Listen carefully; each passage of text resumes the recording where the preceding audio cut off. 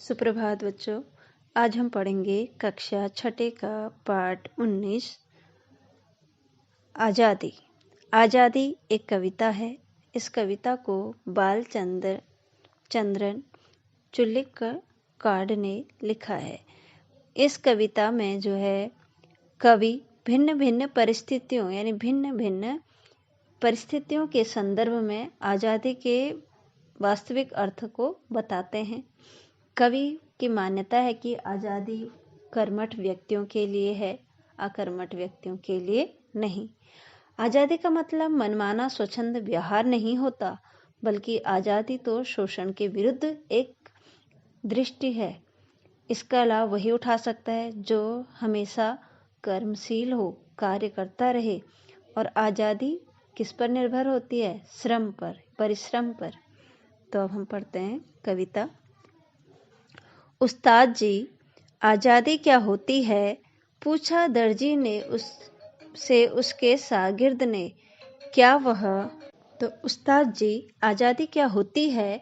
पूछा दर्जी से उसके शागिर्द ने। क्या वह चारागाह में उछल कूद मचाता नन्हा सा बछड़ा है, या सूरज में घोंसले बनाने को उड़ी जाती चिड़िया? तो उस्ताद जी यानी गुरु से पूछा कि आज़ादी क्या होती है। किसने पूछा? दर्जी ने दर्जी से पूछा उसके शिष्य ने। अपने गुरु से दर्जी के शिष्य ने पूछा। क्या पूछा?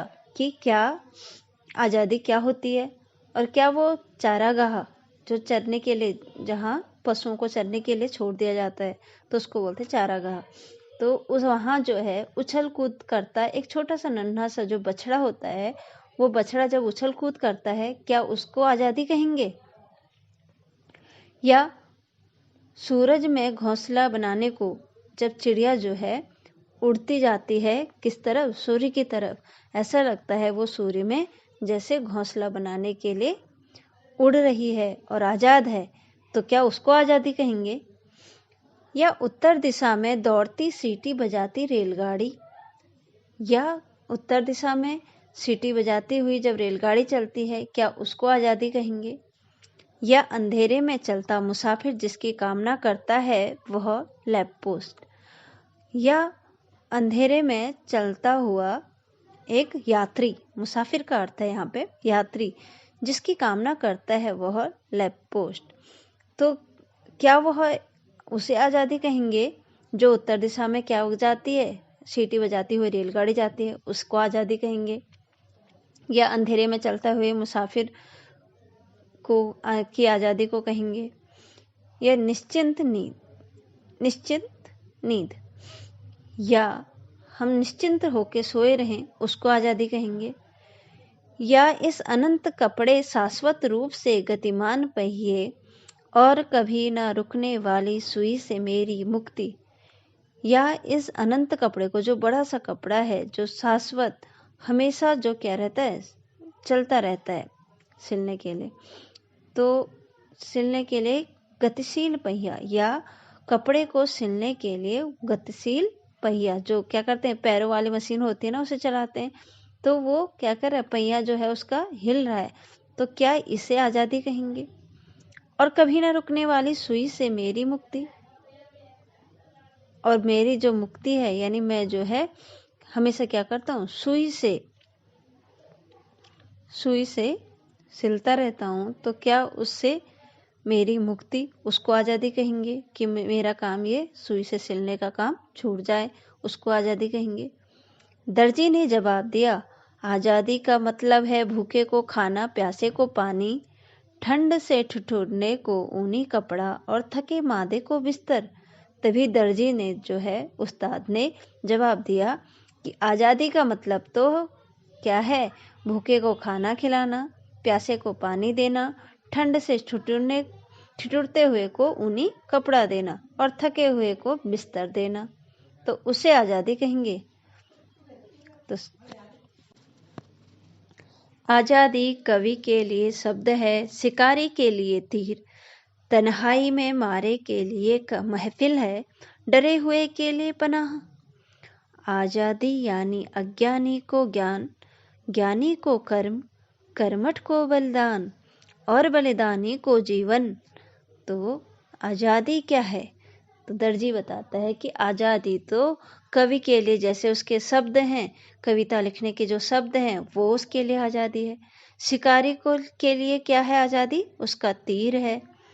तन्हाई के मारे जो क्या है? अकेलापन है। अकेलेपन को अगर कोई महफिल मिल जाए, यानी कि सभा मिल जाए, लोगों का साथ मिल जाए, तो उसके लिए तो वही आज़ादी है। जिस प्रकार कवि के लिए उसके शब्द आज़ादी है, शिकारी के लिए उसका तीर उसके लिए आज़ादी है, और जो क्या है अकेला आदमी है, अकेलापन जिसको है, उसे अगर सभा मिल जाए, लोग मिल जाए, तो उसके लिए वो आज़ादी है। डरे हुए के लिए पनाह, अगर डरे हुए व्यक्ति को शरण मिल जाए कहीं, तो उसके लिए वही आज़ादी है। आज़ादी यानी अज्ञानी को ज्ञान, ज्ञानी को कर्म। आज़ादी का मतलब क्या है कि अज्ञानी को ज्ञान मिल जाए तो उसे आज़ादी मिल जाती है, ज्ञानी को कर्म मिल जाए तो उसे आज़ादी मिलती है। और कर्मठ को बलिदान, कर्मठ यानी काम करने वाले, काम को करने वाला जो है उसके लिए बलिदान करना ही क्या है? उसके जीवन की आज़ादी है, उसका जीवन ही बलिदान है। पर जो कपड़े नहीं सिएगा, सपने भी नहीं देख सकेगा। सुई की चमकीली नोक पर टिकी है आज़ादी। पर जो कपड़े नहीं सिलेगा, क्या जो कपड़े नहीं सिलता है, क्या उसे सपने देखने का, वो सपने भी नहीं देख सकता? सुई की जो चमकीली नोक है उस पर टिकी है आज़ादी। जो हमारी सुई की नोक है चमकीली, उस पर भी क्या टिकी है? आज़ादी टिकी है। किस प्रकार? हम जो है सुई की नोक से जो इतना बड़ा कपड़ा सिल रहे हैं, उससे हम क्या हैं? अपने काम में हमेशा लगे हुए हैं। तो हमारे लिए तो यही आज़ादी है। आज़ादी वह फसल है जिसे बोने वाले ही काट सकता है। आज़ादी तो एक ऐसी फसल है जिसे केवल बोने वाला ही काट सकता है, यानी जो काम करेगा उसे ही फल मिलेगा। वह रोटी है जिसे मेहनत कश ही खा सकता है। आज़ादी तो वह रोटी है जिसे मेहनत करके ही प्राप्त किया जा सकता है। यह वह कपड़ा जिसे दर्जी ही पहन सकता है, या वह कपड़ा जिसे कि दर्जी ही पहन सकता है। यह कहकर दर्जी फिर से कपड़े सीने लगा। शागिर्द की उलझन दूर हुई और वह सुई में धागा पिरोने लगा। तो यह कहकर दर्जी जो है फिर से अपने कपड़े सिलने लगा, और शागिर्द यानी जो उसका शिष्य होता है उसकी भी सारी उलझन दूर हो गई। यानी आज़ादी किसे कहते हैं? उसको जवाब मिल गया, उत्तर मिल गया, तो उसकी जो है सारी उलझनें दूर हो गई और वह जो है फिर से सुई में धागा डालने लगा। तो इसमें जो है कवि ने क्या बताया कि कर्म करना, त्याग करना, बलिदान करना और परिश्रम करना ही क्या है? सच्ची आज़ादी है। आज़ादी का मतलब ये नहीं होता है कि निश्चिंत होकर सो जाओ और क्या करो, निश्चिंत होकर सो जाओ, या कि तुम जो है उछल कूद मचा मजे करो। ये सब आज़ादी नहीं है, बल्कि कर्म ही क्या है? आज़ादी है। कर्म करना ही आज़ादी का सच्चा स्वरूप है। तो यह हमारा पाठ समाप्त हुआ। धन्यवाद।